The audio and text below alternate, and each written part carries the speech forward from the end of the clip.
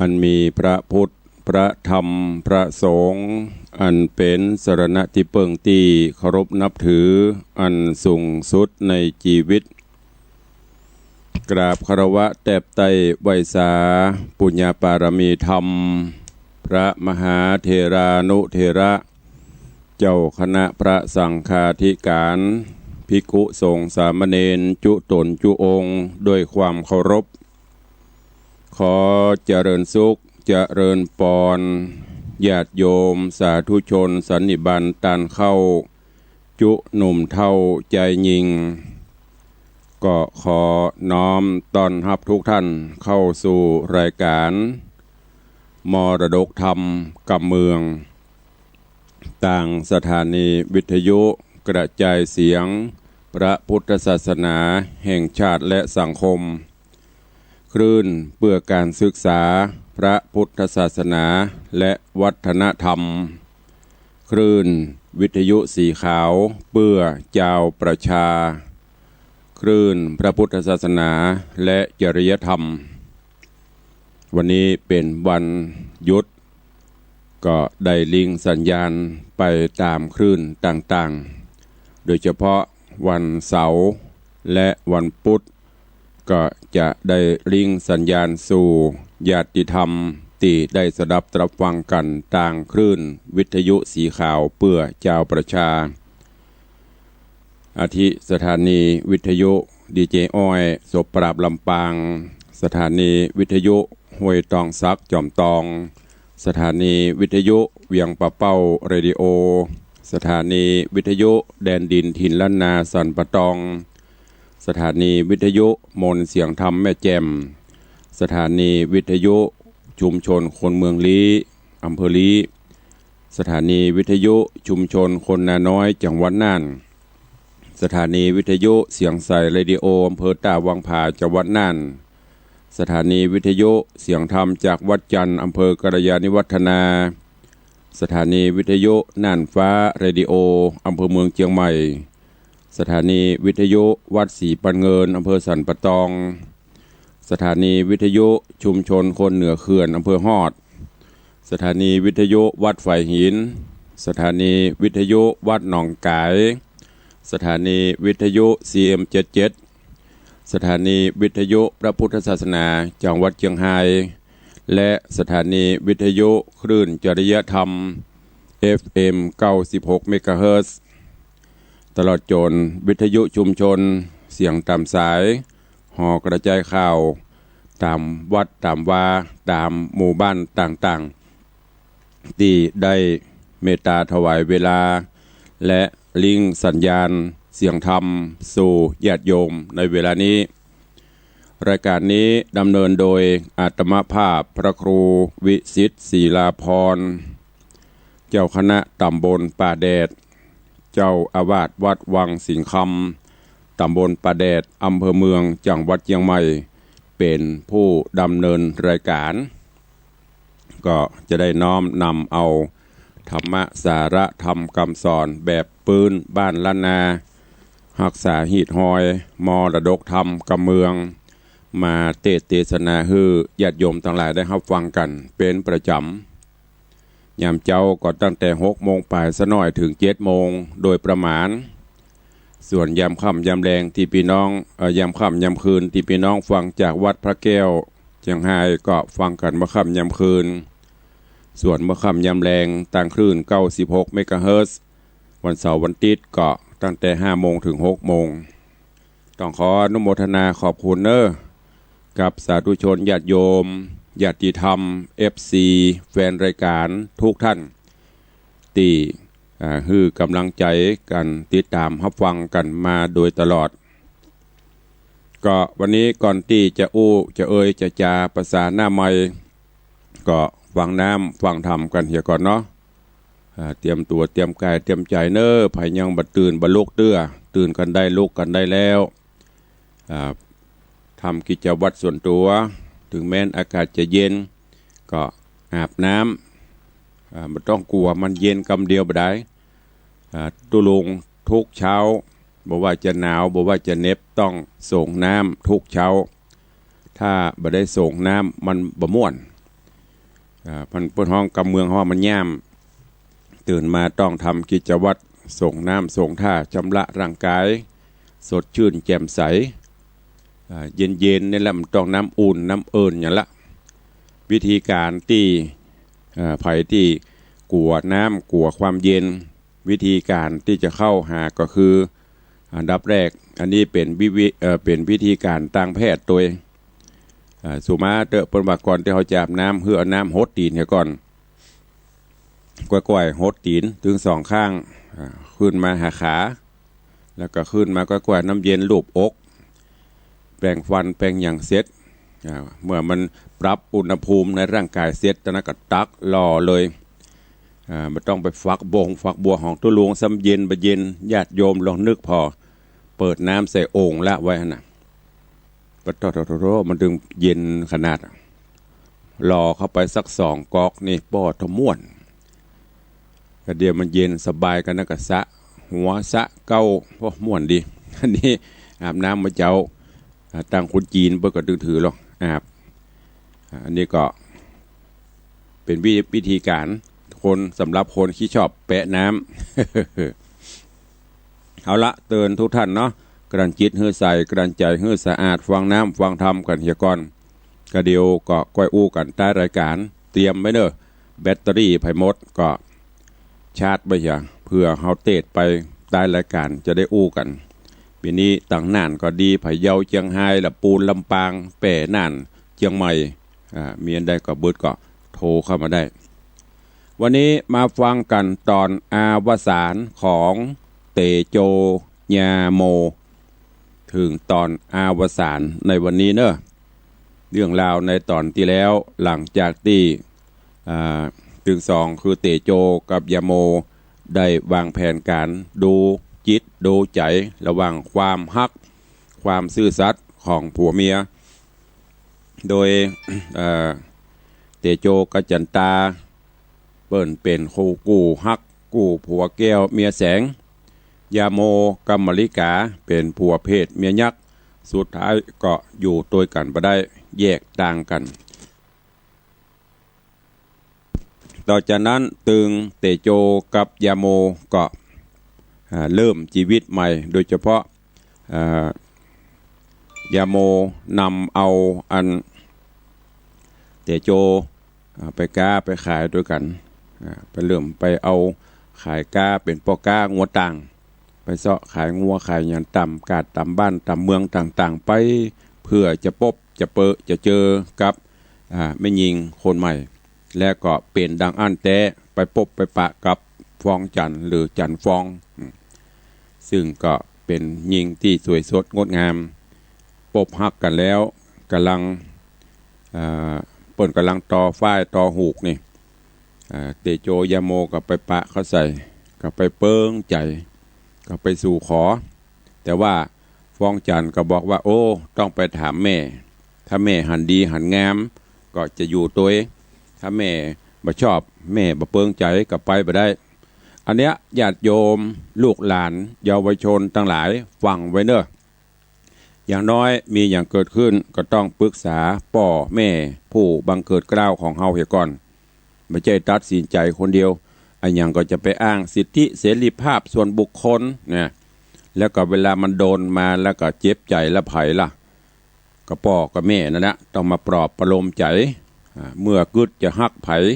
ใครได้ไผ่จะได้ป้นมาห้ามมันเป็นธรรมชาติของมนุษย์แต่ก็ต้องปรึกษาหารือป้นเหตุกรรมถามความคิดเห็นเปิ้นอาบน้ำฮ้อนน้ำอุ่นน้ำเย็นหั่นตะวันมาก่อนเฮาเปิ้นจะได้แนะนำเนอะ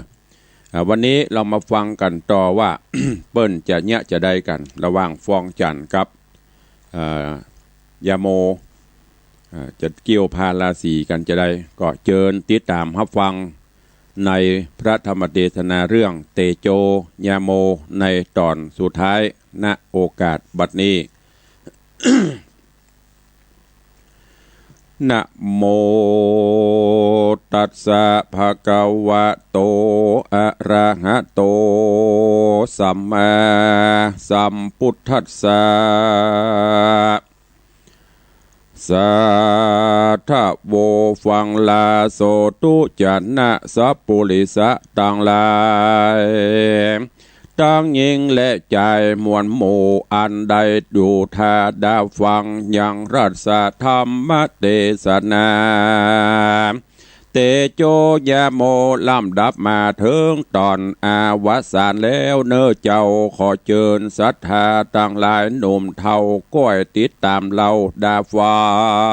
งต่อไปไปนานี้แหละนาเมื่อนั้นนาฟ้องจันนางหนุ่มเนาจริงถามเก่าปัญหาจริงจักเอามาเป็นผัวและนางถามว่าลุงลูกเจ้ามาลุงถากปะลุงถางปากยามากี่ม่อนล่องหวยก่อนมากี่วันส่วนยาโมปัญญาตันใสส่องจริงตอบน้องโสภาว่าลุงทางป่าญามาสองม่อนล่องหวยก่อนมาสองวันจริงมาปะหันจางสารกินใบบานกินใบบานไม่แห้งอยู่เป็นหมู่แหล่งลวงลายลุงจริงพายเข้าพายออกขอบอกน้องเป็นสัจจังนางจันฟองจริงถาม แถมเล่าว่าลุงเจ้าเลี้ยงตุพระกี่ตนเลี้ยงขยมกี่คนจ้ายาโมจริงแก้ปัญหาว่าข้าเลี้ยงพระ6 ตนขยมบ่มีสักคนบัดนี้ละเสียแล้วจริงกาดแก้วหนีมานี่แหละนางจันฟองจริงทำปัญหาแถมเล่าว่าลุงเจ้ามาถึงกลางดงได้ปะขี้คร้าน3 จำพวกเก่าจ้าอันหนึ่งขี้ค้านกินอันหนึ่งขี้ค้านช่วยล้างอันหนึ่งขี้ค้านอยู่3 จำพวกนี้จักใดแก่อันใดจ้ายาโมโอโหจริงตอบว่าขี้ค้านกินนั้นได้แก่มีอันใดก็กินเสียจนหมดจนเสียเสี่ยงบ่ได้ส่งสาเข้าจังหารบ่อ่วงไว้กินไปนาบ่ได้กระตำบุญฮื้อตานซักเตื้อขี้ค้านช่วยล้างก็อันใดแก่หูแต่กระตำบาปผิดศีลหาคอหูแต่กระตำละมละมนตีนติด8 ตัวมันบ่มีวางช่วยล้างสักเตื้อขี้ค้านอยู่นั้นได้แก่สวรรค์จันฟ้าตาวติงสาจันตุสิตาจันยามาอันเป็นสถานที่อยู่อันสุขใจก็บ่มีคนใครไปอยู่หูแต่ต่างไปสู่หม้อนรกอบายอย่างเดียวอันนี้แหละได้ชื่อว่าขี้ค้านอยู่และนางเฮยนางเกาะนางฟ้องจันซ้ำทำปัญหาแถมเราว่ามีคน3 จำพวก1ดีแต่กินบ่จ้างไว้จำพวก1จ้างรับบ่จ้างนอน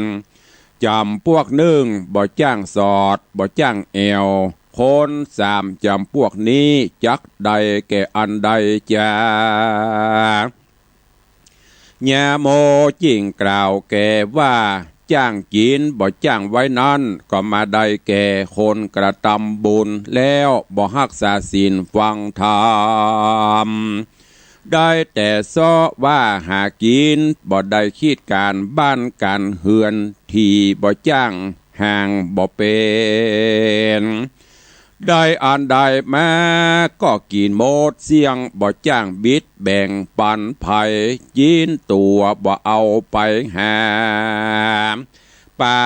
เปิ้นก็บ่เอามาสู่อันนี้แหละชื่อว่าจ้างกินบ่จ้างไว้แหละนะ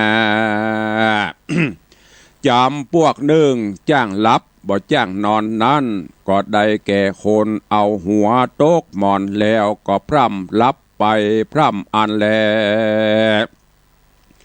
ก่อนนอนบ่ฮู้จักสั่งวาดสวัสดิ์ที่ใหญ่มนก่อนบ่จ้างเมตตาภาวนาไว้พระเจ้ามันบ่กึดอ่านโดยประการสันใดอันนี้ชื่อว่าจ้างลับบ่จ้างนอนแลจำพวกหนึ่งจ้างสอดบ่จ้างแอวคือได้แก่10 วันไหนแอวหาคนถ้าเอา9 วันแอวหาคนหนุ่มก็มีอธิบายว่า10 วันแอวหาคนเท่าได้แก่ไปฟู่ไปจา เสาะถามหายังกรรมไว้กรรมสาตั้งกรรมภาวนากุลวิเศษไว้กับตัวอุปมาเหมือนแม่เพิงแมงปูเอาตัวไปอยู่เสาะไซ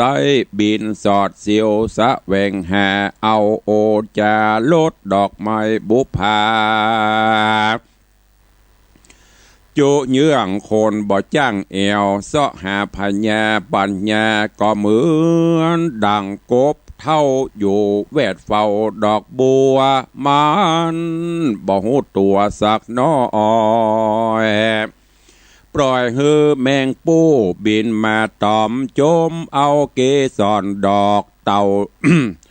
เต่าลอยพูดหัวออกมาดูจะไกวบ่หูให้หูดีว่าตานมาฮับเอาโอจะลดดอกไม้โดยพระการสันได้แลอันว่า9 วันแอวหาคนหนุ่มคือว่าไปแอวหาสู่ได้ฟู่อู้กันสอดสาย หาลัวหาไม้มาไว้เหือนตาเพราะว่าเป็นคนหนุ่มวังเปิ้งบาเปิ้งแหงอันนี้ได้ชื่อว่า9 วันแอวหาคนหนุ่มตอนนั้นนางก็ถามว่ากันเจ้าลุงจักเอาข้าน้องเป็นเมียแต่เจ้าลุงยังมันไป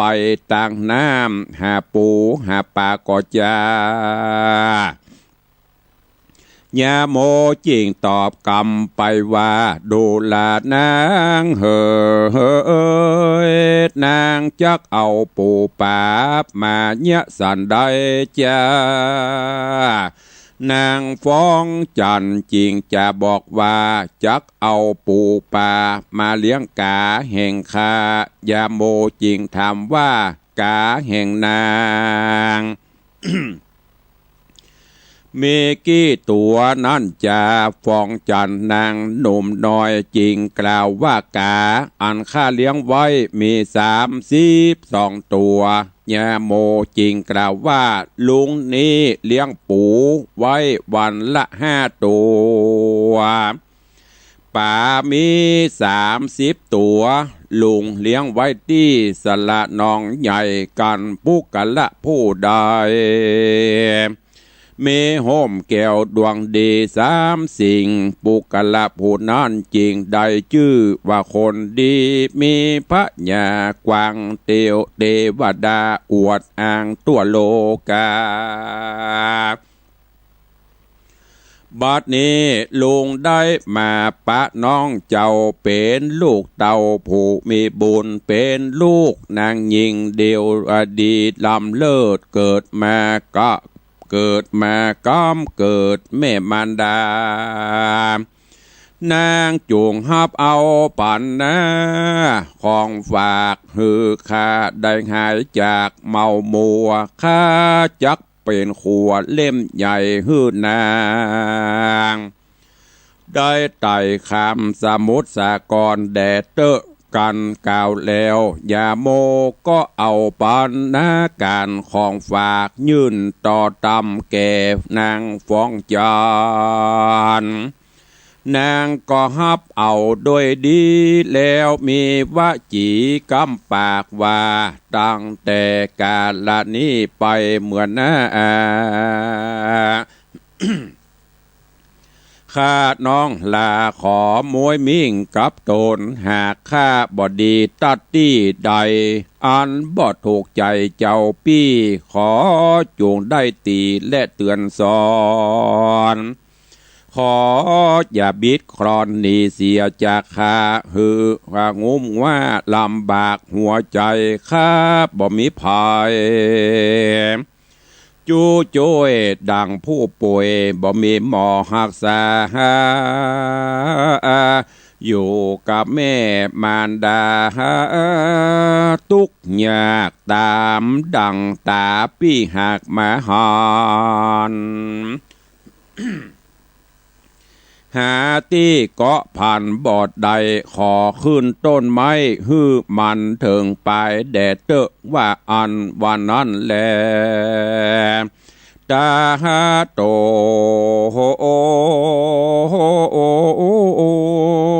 ปะลังแลกแต่นั่นไปนะ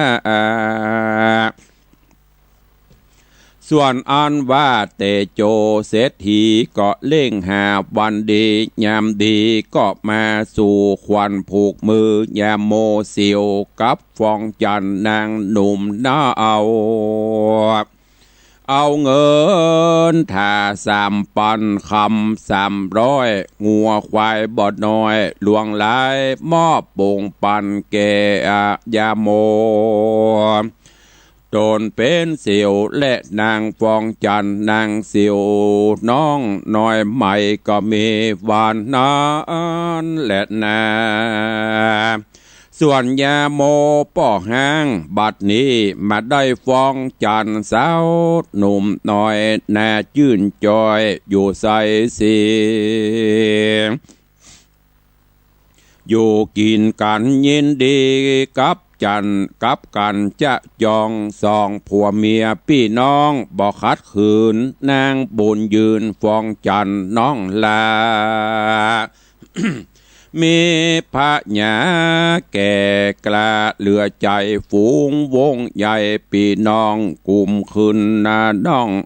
กุมคืนร้องลงหาบ่มีโลกาเจ็บใครเอากันได้3 ปีก็มั่งมีเป็นเศรษฐีเหมือนดังเตโจเซียวอันเกิดปีเดียวกันก็มีโดยนิยมภาการดังกล่าวมานี้แหละนะ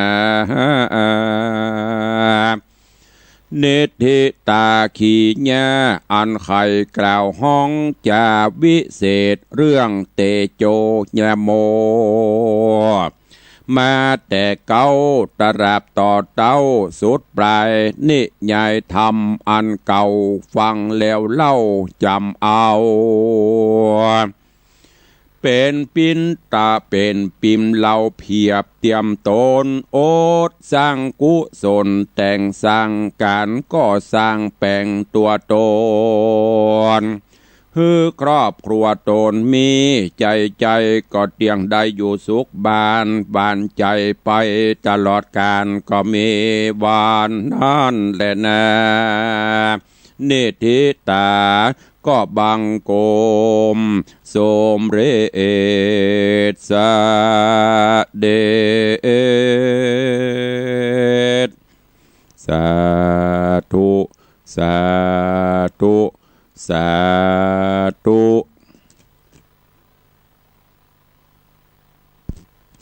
ก็จบปริปุณณังอาวสานไปเป็นที่เรียบร้อยเรื่องเตโจแยโมซึ่งนิยายธรรมอันยกปุคลาธิฐานเปรียบเทียบระหว่างผัวเพศเมียยักษ์กับผัวแก้วเมียแสงธรรมมี3 ผูกด้วยกันอาตมภาพตุลุงได้แบ่งซอยตามเวลาเอื้ออำนวยเตสนาฮือ ญาติโยมทั้งหลายฟังไปจนจบวันนี้อวสานไปเป็นที่เรียบร้อยท่านทั้งหลายฟังแล้วก็เก็บแกะกรไกเอาเนอะซึ่งสาระธรรมแก่นธรรมที่เตดใบนั้นว่าผัวเมียที่เปิ้นเป็นเศรษฐีอาทิกู้ของเตโจกับมลิกาอย่างเปิ้นถึงอยู่ด้วยกันยืนยาวก็เพราะเปิ้นมีศีลมีธรรมผัวมีศีลเมียมีธรรมมีอันอย่างอูจากันปรึกษาหาลือกันไปบักคิดคอกน้องออกนอกใจกัน ผัวว่าจะได้เมียก็ฮือความคิดความหันอยู่ด้วยกันไปจนผัวได้เงินได้คำมาเมียก็เก็บหอมล้อมริบไว้ จะกินจากใจอันใดก็ปรึกษาหารือกันอันเนี้ยแล้วก็ที่สำคัญผัวก็ต้องฮือเกียรติฮือความเคารพนับถือเมียโดยปนบอกว่าผัวต้องบำรุงเมียตามหลักธรรมปนบอกว่าโดยการเคารพยกย่องนับถือว่าเป็นภรรยาว่าเป็นเมียเมื่อเขาตกลงโปร่งใจอยู่ด้วยกันแล้วต้องฮือเกียรติกันยกย่องนับถือปาออกหน้าออกตาออกการออกงานไม่ใช่อยู่แบบลบๆซ่อนๆประการที่สองโดยความที่บดูหมิ่นไม่ใช่ดูหมิ่นเหยียดหยามกันเวลาพิษกันมามึงมาหยุดตัวกูมึงมีอย่างมาเอาแล้วเคาะขอดขึ้นมาอันนั้นแหละความโมโหจะเกิดขึ้นจะไปดูหมิ่นเหยียดหยามกันนึกถึงก่อนที่ใครได้กันนึกถึงตอนที่ไปพบไปปะกันม่วนจาวานกันจะได้บะเตื้อนะพอได้กันไปจะไปดูหมิ่นเหยียดหยามกันนั่นคนเหมือนกันต่างคนต่างมีจิตมีใจต้องฮือเกียรติกันประการต่อมาโดยความตีบประพฤติล่วงใจนอกอกนอกใจใจลงเฮือนไปแล้วเป็นบ่าวลงเฮือนไปแล้วเป็นสาวอันนี้ใจบ่ได้จะอยู่ที่ไหนก็จ้างจะไปนอกจิตนอกใจกันซื่อสัตย์ต่อกันประการต่อมามอบความเป็นใหญ่ฮือเป็นใหญ่ในที่นี้มันจะว่าเป็นใหญ่แล้วฮือผัวตัวก้นด้อมก็ไม่ใจบางอย่างบางสิ่งที่เป็นหน้าที่ของแม่บ้านเขาก็มอบเพื่อเปิ้นไปดูแลตั้งบ้านตั้งจองไปแบ่งงานกันต่างคนต่างหน้าที่ไปหน้าที่มันหน้าที่ผัวหน้าที่เมียบำล่วงกัน มอบความเป็นใหญ่ฮืออันสุดท้ายนี่แม่หญิงจะชอบก็โดยการฮือเครื่องแต่งตัวแม่หญิงเพิ่นจะชอบสวยชอบงาม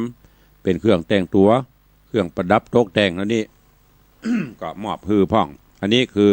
หน้าที่ของผัวส่วนหน้าที่เมียเมื่อได้รับการที่ผัวอุตส่าห์ทนุถนอมดูแลเอาใจใส่อย่างดีก็จะไปเหลิงเฮาผู้เป็นเมียก็ต้องปฏิบัติหน้าที่ของเขาก็คือจัดการงานดีการงานในที่นี้ก็คืออย่างตะเกียที่นั้นฟ้องจันถามยาโมน่ะการบ้านการจองการบ้านการเฮือนกู้อย่างบ้านจองก็ต้องมันเพียวมันกวาดมันทำความสะอาดคัดสีไม่ใช่ผัวออกบ้านนอนแกงแม่งกลางสลีฟังเพลงอย่าเล่นไลน์เล่นเฟซอย่ามาสนพาเหียบเบอะเฮือนโมนโคกโลกอันนี้ใจบ่ได้จัดการจัดงานบ้านกับบ่ได้ต้องดูแลทุกอย่างอันต่อมาสงเคราะห์คนข้างเคียงของผัวอันได้แก่เปื้อนฝูงกะ วันดีคืนดีเปื้อนฝูงเปื้อนมาเอวเนี่ยมาเจ้มผูอันเปื้อนฝูงผัวมาเอวแปลงตามหมดตาจ้ำตึบตีนบึ้งบังอันเนี้ยก็เดียวกับขี้ข้างจะโกดล่ะก็เดียวกับตาจะปั๊มล่ะผัวเปื้อนฝูงเปื้อนมาเอวบ้านไอ้จองก็ปฏิสันทานต้อนรับไปหรือญาติพี่น้องตั้งผัวป่อผัวแม่ผัวปีอ้ายเอาอาตั้งผัวมาก็ปฏิสันทานต้อนรับเปิ้นไม่ใช่หันญาติผัวเข้ามาแปลงหน้าบึ้งกลัวเปิ้นมายืมสตางค์กะกลัวเปิ้นมาขอความช่วยเหลือกะอันนี้ใช้ไม่ได้อีนี่ใช้ไม่ได้ ต้องปฏิบัติตัวให้ดีโอ้เปิ้นมาถามมาอย่างน้ำเย็นกะอู้จ่าไปอันที่เอามาบับประพฤตินอกใจบรรล่วงอกล่วงใจผัวอันเนี้ย เมียบ่นอกใจผัวผัวบ่นอกใจเมียอย่าบ่ต้องมันม่วนกำผัวนอกใจเมียเมียนอกใจผัวอย่างเพิ่นว่าผัวบ่นับถือเมียเงินคำเต็มเมียก็เสี่ยงเมียบ่นับถือผัวคำกองเต้าหัวก็เสี่ยงต้องให้ความไว้เนื้อเยื่อใจกันเคารพนับถือกันอันต่อมารักษาทรัพย์สมบัติเงินทองที่ผัวไปหิไปหาไปเสาะมาเอาไว้ในที่นี้ก็คือมันจะว่าเก็บเมียดจนบะกินบะจ่ายบะตันเจ้นะสิ้นเดือนมาผัวสตางค์เก็บเนียนแนกกำผัวจะใจแม่มันขอสตางค์หน่อยเอาแล้วแปลงตาหมกเอาไปหยาแต่ว่ากระเบิกวันนี้กระเบิกเอาไปห้างเดือดเล่าน่ะกะเดือดตาปามแน่มีกับป้อมันบอกกันซื่อป้อมันต่างที่ป้อมันเอาแม่มเก็บเอาไปซื้อน้ำวันละเนอหรือเขาจะไปซื้อน้ำไว้บ่อถามก็เดียเจ๊บ้างผัวหาแม่แมบเมียเอาไปนั่งเล่นเหี่ยมดก็กูซ้อมาถึงวันมาเอาไปไว้ไหนอันนั้นแหละก็เดี๋ยวเจ็บแน่ขลุ่มตุ่มต่ำแน่อันที่สี่อันที่ห้าขยันจะไปขี้ค้านในกิจการถึงมดถึงมวลเนี่ยจะไปขี้ค้านการบ้านการเรือนแม่สีเรือนต้องปฏิบัติถ้าเนี่ยจะอี้ได้โยมตั้งหลายหนูมันก็ตึงไปไล่มันก็ตึงหนีอันที่มันมีปัญหาตึงวันก็เด็กกับผัวไปมีเมียน้อยเมียก็ไปเสาะหาผัวน้อยผัวหลวงก็เพราะมันจะอันนะนอกจิตนอกใจกันบัซัดบัซื่อต่อกันเหมือนอย่างเตโจกับยาโมเนี่ยเตโจยาโมกับ จันตาเปิ้นขนาดไปกิ๊กขี้มาไปเกือกขี้มาปีกมานะจันตาเนี่ยโอ้ป่อไปเนี่ยอย่างป่อไปเป็นอย่างกาเนี่ยก้อยเอาขึ้นเฮือนมาเอาผ้าจุบน้ำมาเจ็ดมาทำความสะอาดหือขนาดเตโจด่าสปะอีควายอีวอกอีเนี่ยก็บะโคตรเนี่ยอยู่ตัวกันได้ตลอดตรงกันข้ามกับยาโมกับมริกาจัดดีพ่อเสียทีเปิ้นเอาคำมาจ้างนะบ่ฮื้อเขาพิษหัวกันนะยังไม่ได้หันคำเตี้ยออกแล้วหรอกูตึงบ่เชื่อมาถ้ามาจุกูปูวอกปูอย่างว่าไปบุแลเนี่ยมันไปรวยจะได้เพราะฉะนั้นทำเรื่องนี้เป็นคำที่มีคติข้อคิดเตือนจิตเตือนใจเนอะโดยเฉพาะผู้ครองบ้านครองเรือนพ่อบ้านแม่บ้านเนอะฟังแล้วก็เก็บเอาไปคิดไปใจไปปรับปรุงอันภัยที่เป็นอย่างตรงกันในธรรมถ้าตรงกับเตโจกับ จันตาก็ขอให้ดีขึ้นไปเรื่อยๆแต่ถ้าชีวิตการครองเรือนไปตรงกับยาโมกับมริกาถ้าอย่างต้องปรับปรุงเอาหลักธรรมที่ตุลุงได้ฝากฝังไปฝากกับไปคิดพิจารณาเอาไปใจตัวก็หวังว่าคงจะเป็นประโยชน์นะกับญาติโยมสาธุชนผู้ฟังบ่นักก็น้อยเนอะในเรื่องเตโจยาโมก็เดี๋ยววันหน้าก็ค่อยฟังเรื่องใหม่วันนี้ก่อนที่จะได้จาประสานนามัยกันก็ขอ อนุญาตประชาสัมพันธ์ข่าวสารคือกับญาติโยมทั้งหลายเนอะตามที่ตุลุงได้ประชาสัมพันธ์เชิญชวนญาติโยมสาธุชน FC แฟนรายการว่าวันที่31วันที่1ที่วัดจะมีพิธีมหาพุทธาภิเษกปลุกเสกเสกซ่อมย้อมยกสารูปหลวงพ่อพระเจ้าสิงห์คำพระเจ้าทองคำที่เขาได้ช่วยกันหล่อหลอมบริจาคมาจนหลอมเป็นตนเป็นองค์พร้อมกับปลุกเสกวัตถุมงคลจำลองหลวงพ่อสิงห์คำอันมีเหรียญก็ดีพระกริ่งก็ดีหรือองค์จำลองก็ดีวัตถุมงคลต่างๆซึ่งได้กำหนดการและได้ดำเนินการเตรียมมา90%กว่าก็มีโยมถามว่าตุลุงเปิ้นฮืออันงดก่อเปิ้นบ่เจ้าว่าฮือล็อกดาวน์งดเตื้อทำได้แต่ต้องอยู่ในมาตรฐานของกระทรวงสาธารณสุขเพราะฉะนั้นงานมีเหมือนเดิมเนอะบ่ได้งด แต่เฮาก็มาปรับปรุงปรับลำดับขั้นตอนลดขั้นตอนลงเพื่อให้กระชับกับการเวลาอย่างที่แรกจะมีซอก็งดบซอละอดเอา ยกไปปุ่นไปฟังวันเกิดตุลุงปุ่นเนอะเดือนสิงหาปุ่นเผื่อหมออันก็อันโควิดก็ถ้าจะไปทางอื่นหมดละมีละวัคซีนก็ถ้าจะออกมาละเพราะนั้นก็พิธีสงฆ์อันเป็นมังกละมงคลมีเหมือนเดิมภาคค่ำวันที่31ก็จะได้พระเจ้าประสงค์ครูบาอาจารย์พระมหาเถรานุเถระ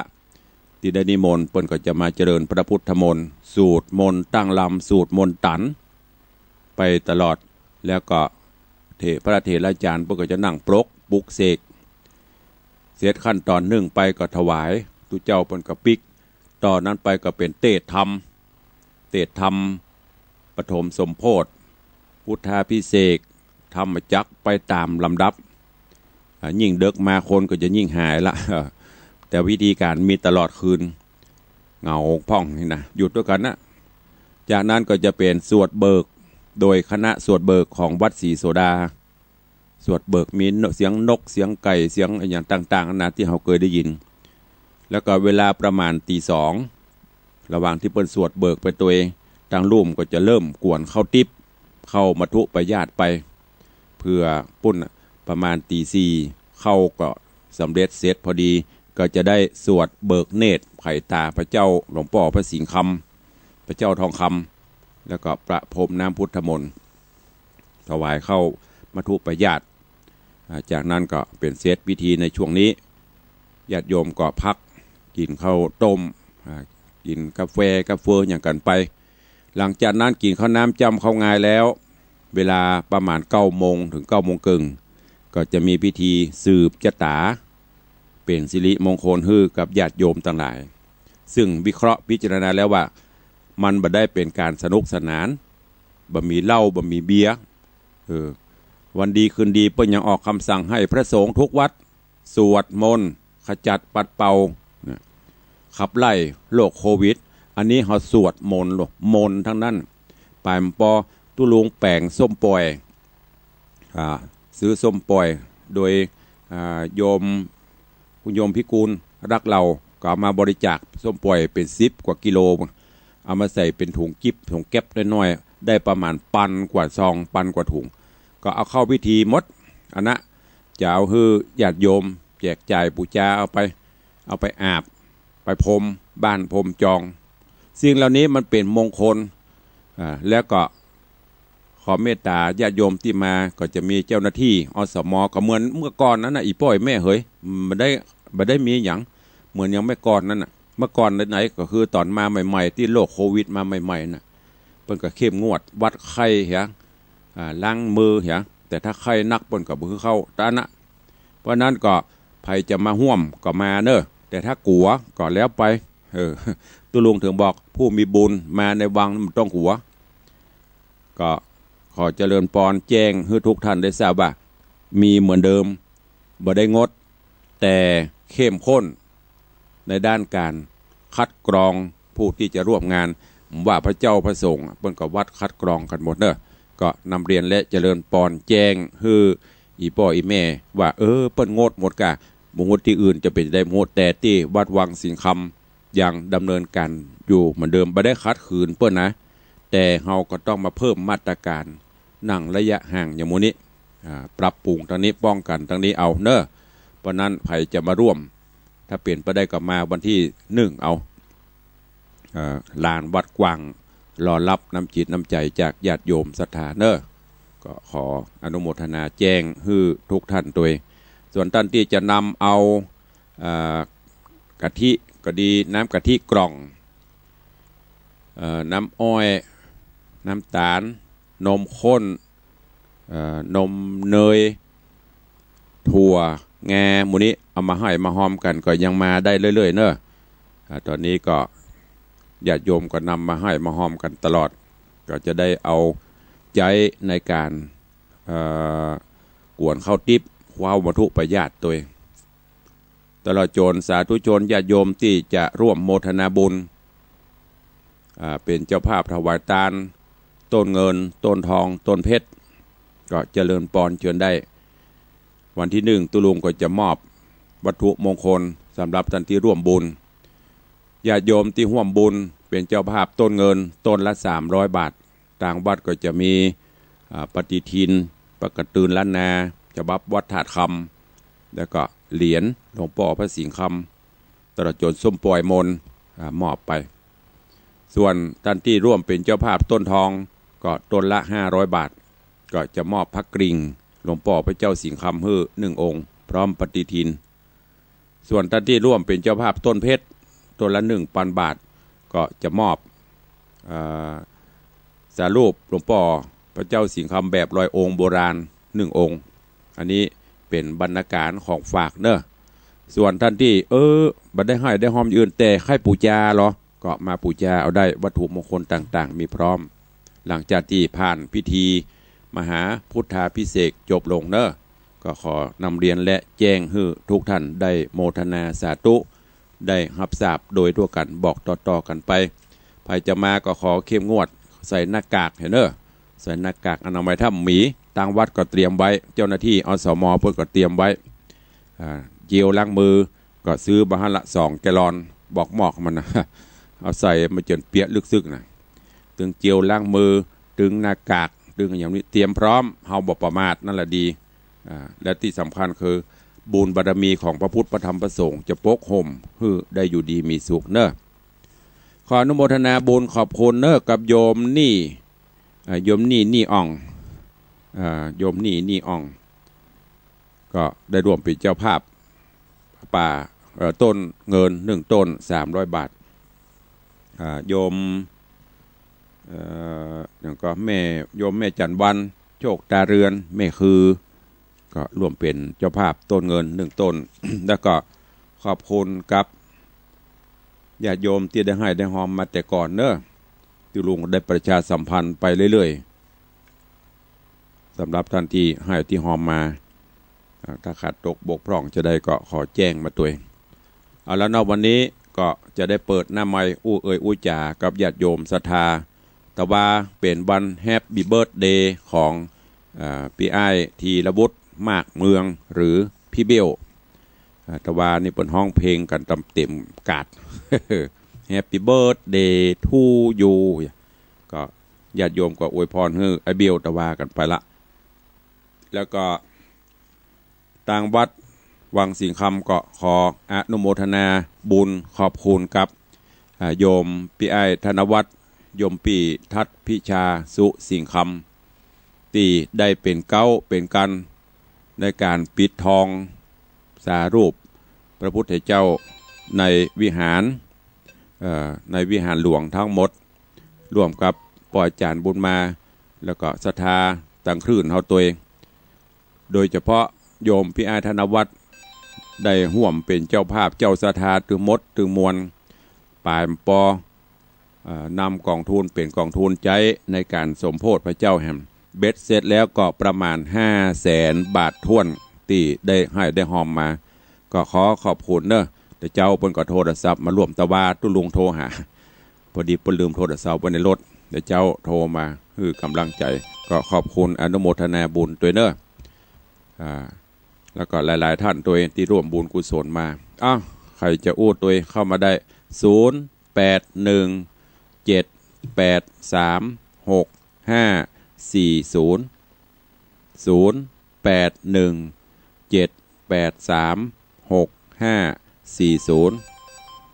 เจริญพรวันนี้สายเวียงปะเป้ามาอันดับแรกเจริญพรครับบัดใดครับติดตามท่านอยู่ตลอดนะครับสาธุอนุโมทนาเด้ออังก็ได้คติอันติดโยยโมทาตุได้ปฏิบัติได้จัดเนี้ยเนาะนั่นนะถ้าปฏิบัติถ้าแบบอันปฏิบัติบ่ได้ก็หัวโนเหมือนอย่างจันตานะกะสาธุนะพ่อเด้อครับกล่าวไว้ครับขอบคุณพ่อบุญธรรมสั่งคำฟันสายบุญจากเวียงป่าเป้าติดตามตุลุงมาโดยตลอดทางเวียงป่าเป้านี่เปิ้นก็หนาแน่นเน้อปฏิษฐ์หยังก็มาเน้อข้ามมาร่วมบุญกุศลด้วยกันเน้อสายต่อไปจากทางใดที่ฟังอยู่เข้ามาเน้อขอบคุณเน้อกับโยมแม่ปราณีพยาไคหพล ก็รับสังฆทานตัวเป็นเจ้าภาพสีทาปืนตัวเป็นเจ้าภาพต้นเงินต้นทองต้นเพชรตัวขอบคุณกับยมแม่จันดีวิสุทธินันท์เจดีแม่ครัวตัวเนอะเป็นเจ้าภาพถึงสังฆทานจึงร่วมเป็นเจ้าภาพต้นเพชรตัวขอบคุณอนุโมทนาเจริญปอนกราบนมัสการครับ ว่าอยากได้รอครับผมครับจะไปฟังทางวิทยุฟังทางโทรศัพท์เอาว่าได้ครับเพิ่งกำลังจัดตุลุงเนอะติโจยาโม ผมยิ่งรับละปล่อยกินอิ่มกะฟังทำนอนรับแล้วมารายงานได้ผมรับผมไปคุมงานมาเดิมครับแล้วยัยรับลูกมาแล้วมารายงานตุลุงบัดนั้นได้ฟังเดี๋ยวไปฟังทางเฟซบุ๊กของตุลุงก็เดี๋ยวไว้นิมนต์ตุลุงเตี้ยตอมครับเอา30,000ไปได้บอกว่าเดี๋ยวฟังทางเฟซบุ๊กของตุลุงดีละโมทันหาเนอะอู้เล่นอู้หนัวกันย้ำเจ้าครับผมตุเด้อตุลุงฮะมาเลิกไปหน่อยสาธุอนุโมทนาพักผ่อนพ่อเนอะครับผมเด็กปอยอยู่ครับเด็กปอยมันโสดอยู่เจริญปอนสายต่อไปสาตุลุงครับว่านี่ปนานประสิทธิ์วันไหนแดงที่กำตุลุงประจำนะครับอนุโมทนาขอบคุณปนานเนอรักษาเชื้อไว้คนตั้งนานเนาะครับหนาวฮอดนะครับหนาวเขากัน